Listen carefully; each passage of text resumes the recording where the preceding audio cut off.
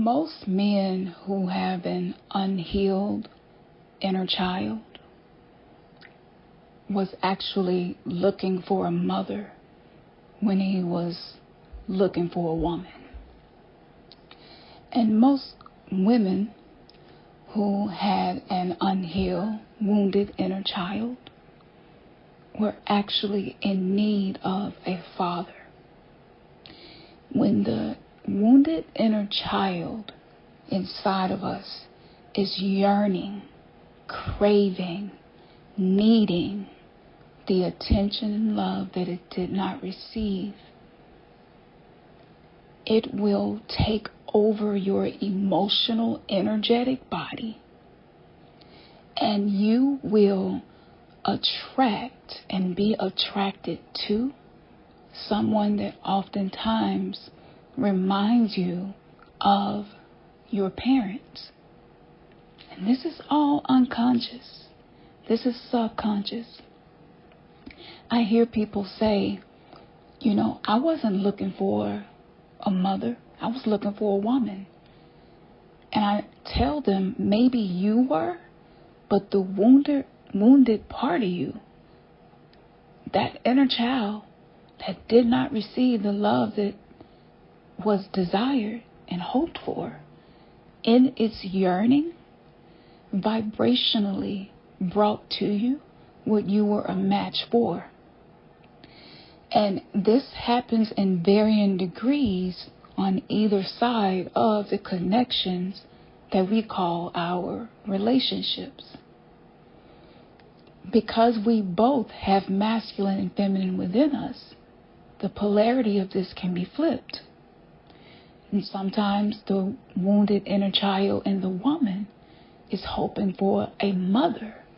So she will attract and be drawn to men who seem to be caring, nurturing, and loving providers, because she's hoping to fill that void.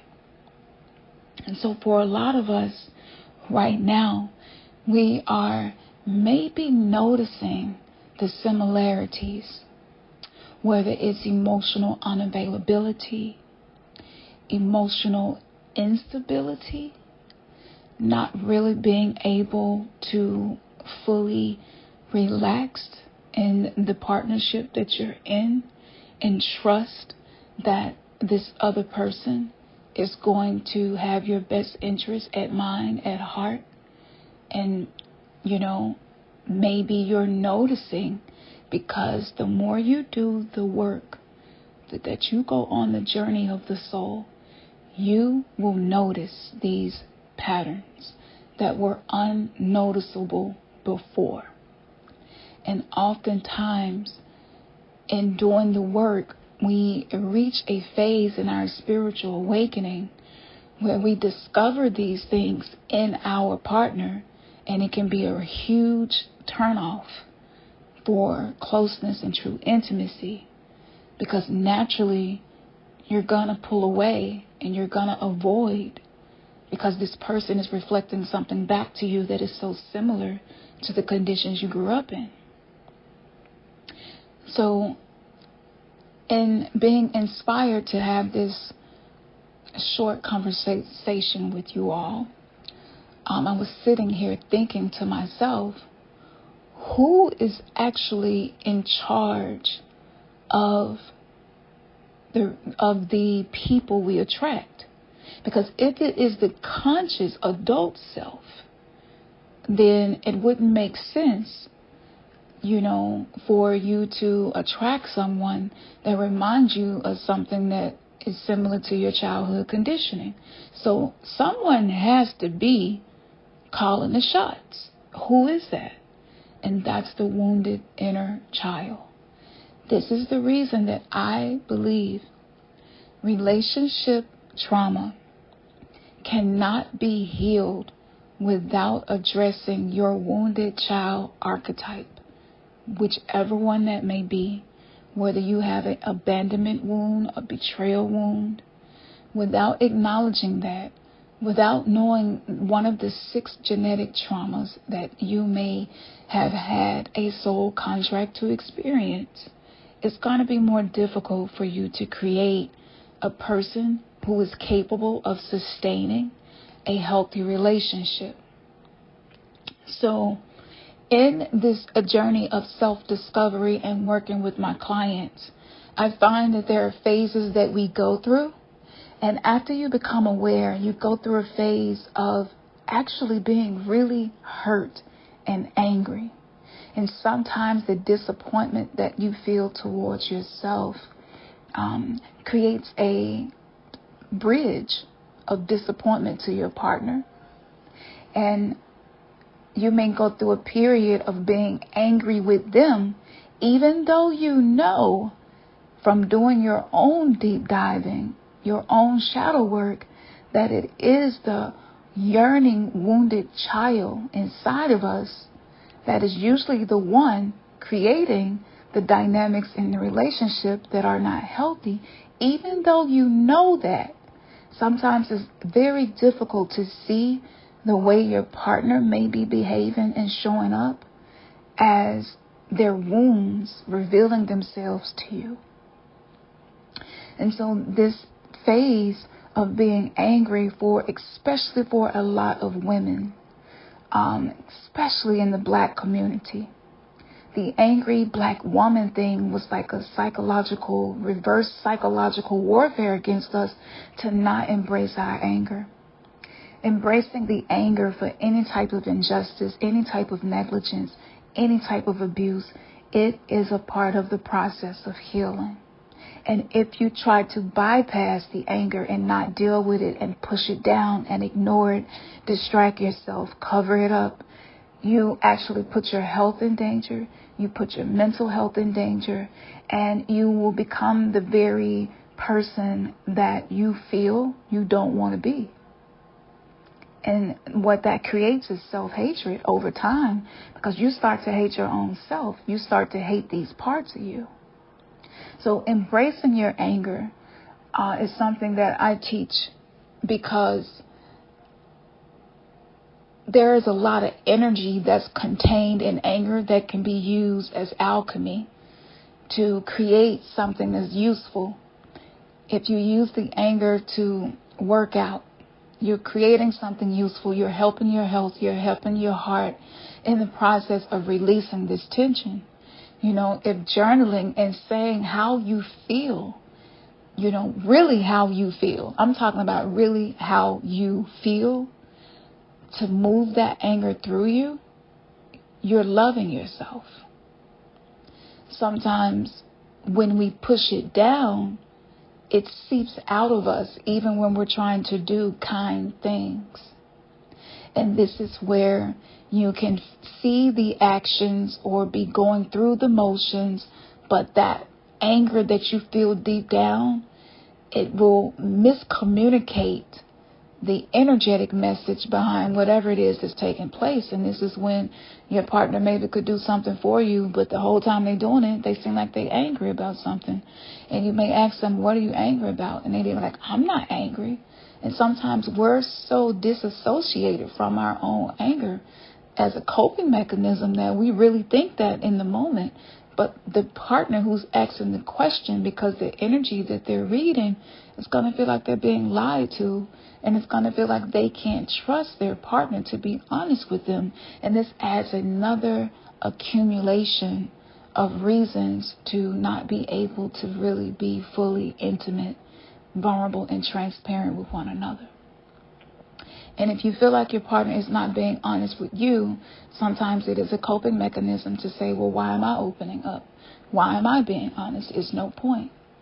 In a lot of relationships where people are healing generational trauma and people are dealing with these issues and facing the conflict and facing their fear, a lot of relationships now are noticing these things. And this is why we see this uptick in people seeking to learn what's happening and what can I do about it.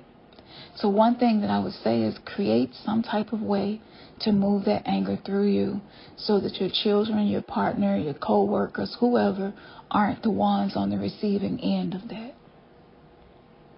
There are times where you would benefit from letting your partner know you're angry and not holding back and letting them see that in the healthiest way possible. But a lot of us are in relationships with people who maybe have undiagnosed complex PTSD, so we can't really operate the way we would like to if we want to be living a mindful lifestyle. And, this is a fine line between, what's okay for me to express and what's not. And, so for so many women having to push the anger down and ignore it and just move on, over time, we can become afraid to open up because we don't want the anger that we know is inside of us that we have ignored to come out. And, maybe it's the same for men as well. And I think that this over time, it accumulates and it turns into rage and resentment, and it's just like you're trying to move past it, but things are constantly happening that are re-triggering these holographic love realities where trauma reenactments are constantly happening. So it's like, how do I move forward? And the traumas are being triggered, between me and my partner. So yes, I can forgive, I can move the anger through me, I can release it through various ways. But eventually something else happens and I'm right back where I began.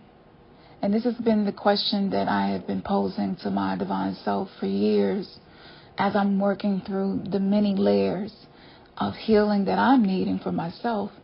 And one thing that I can say is, try to start every day as a new day. This is not bypassing and ignoring the fact that maybe things are occurring in your relationship that are not healthy for you. But this is creating a foundation for each day to begin anew so that you're not trying to create your day on top of whatever shit you had to deal with the day before. So this is the power of ceremony. Ceremony helps to bring presence. So for me, I like to journal. I like to use my candles. I coordinate the colors for certain reasons. I coordinate my crystals for certain reasons to meditate with them. I work with certain chakras. I do somatic work, myofascial release, yoga, stretching, dancing, singing, mantra chanting, mudras, breath work, visualizations of how I want to feel in my relationship with myself and others, holding that emotion as long as I possibly can, creating these positive reframe practices, using the out of body, out of brain OBB technique that I share, and I have that course on the website. But using that is my ceremony to myself, and it gives me time to depressurize. And think about the spiritual ascension as going into higher frequencies that maybe we're not acclimated for. And when you're riding in a plane, you have to be in a pressurized cabin to sustain the ability to breathe, right? And, the pressure has to be modulated based on the level that the plane is flying at. And so it's no different for us as we're going through this ascension process, especially if you are highly empathic or a highly sensitive person. And a lot of times trauma creates the highly sensitive person. And if you are already empathic and intuitive, you need this even more. For, I'm speaking more so to women now, to the feminine, because that's what has been on my heart to do. So for us, this is very important if we're going to change the trajectory of what we have been experiencing in our health and our well-being, our mental health, our finances is attached to this. How much you invest in yourself needs to exceed the amount of pressure that you feel in your relationships. So if you're feeling pressure from 1 to 10, let's say a 7 in any relationship, whether with yourself or someone else or both, you want to make sure that your ceremonies and your spiritual healing modalities and the money and time and energy that you invest in self-nurturing is equal to that. That also needs to be at a 7, even upwards to an 8 or a 9. Create your routines and devote yourself to sticking to them as much as possible. This is going to help you so that your cup isn't empty.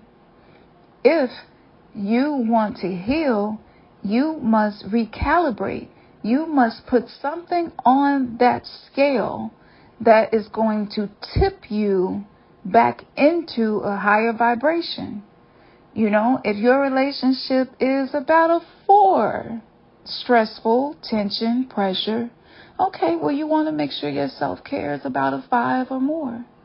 So always ask yourself, am I giving myself what I need in relation to what's occurring, and how can I give that a boost if that's what's needed? And focus on yourself. A lot of women are not going to be able to be dated right now because we're undoing years of undoing. We're filling ourselves back up after we have allowed ourselves to be empty and be martyrs and self-sacrificing. And for those of us who grew up in religious homes, grew up in the Bible Belt, grew up in the church, self-sacrifice was glorified. So we tried to be that. Even if it wasn't intentional, as a child, you become what you are exposed to the most. So on an unconscious, subconscious level, we created relationships where we were the sacrifice. We were the martyr. We were willing to be the savior. We tried to be everything everybody needed. And we tried to take on the form of whatever people need. And sometimes we people please because we don't really know how to feel safe any other way unless we're meeting somebody's every wish. We have literally became genie in bottles. But that bottle, it was just torture for us. Even though we were coming out of it to fulfill wishes, we would go back into our own body, our own sense of self, our own mind, and just not feel good. And marital coercion, like in the form of having to have sex even when you don't feel emotional connection or feel like it, or maybe your body is going through something, like however many years or how many times you've done that in order to recalibrate and harmonize, come into homeostasis within your nervous system and yourself. You must invest as much me time as you invested in we time, where sex was really just you forcing yourself to get through something, to try to satisfy somebody else.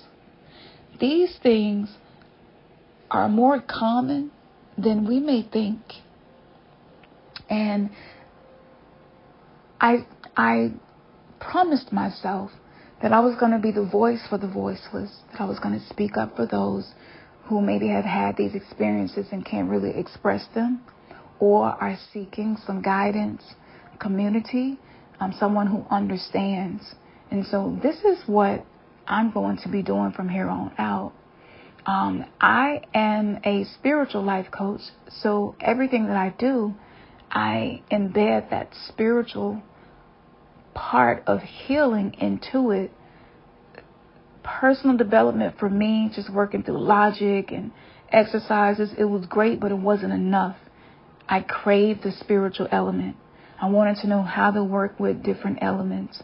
I wanted to know how to work with different deities, how to understand different goddess archetypes and how they impact me. And in this deep healing, and if you aren't new to my channel, you know I've talked about all of the traumas that I have experienced. Every trauma you can think of, I've experienced it. And for me to be not only sane, but able to be in service to other people despite that, that's a testament to what happens when you combine spirituality with personal development. And it's just such a harmonious blend of energy and soul journeying, into a better version of yourself. So I wanted to share with you a few things that I have discovered. And, if you are noticing this in yourself or your relationship, like, really take your time and heal. If you are in a partnership, talk to your partner and let your partner know, like, I'm really healing some deep things. And I may make decisions that do not reflect past decisions. They may not look like what I have done in the past with you or for you. And that's because I'm making adjustments. I need to make adjustments for myself. I need to be able to give myself what I need so that I'm not putting too much pressure on you, so that it doesn't turn into anger that accumulates and become resentment. Because maybe, just maybe, this is all happening so that I could learn how to give this love to myself. And by you supporting me in the best way possible, and in return, I can be a better version of myself. And since I know that we love each other, even though our love might be messy, I believe that you will be able to be supportive of me. And if you don't know how, just ask me, and I'll let you know what I'm feeling and what I need. It's just that simple. And I hope that these words inspired a way for you to communicate this in your own relationship, that you need this for yourself. So let me know what you think about this. Have you experienced this? Do you feel like maybe your wounded inner child has been the one attracting your partners, trying to have familiarity? Oftentimes what feels familiar is what's our comfort zone unconsciously. So let me know if you relate to this. And for those of us who experienced narcissistic abuse and became codependent, even the more, doing this work, using the tips that I gave you, is going to be transformational. So if you want to find me, just follow the links in the description. I am available to do human design, Akashic record readings. I'm going to be changing the structure of those because they definitely take more than an hour to do and go over. It takes me a few days, so I'm going to be restructuring some things. But for now, I can definitely be a great place to get you started on creating this foundation and moving in a direction where the work that you are doing is actually what you need, customized to your specific genetic traumas and what is going to be best for you to manifest this new version of yourself. Peace and love. Namaste, namaste.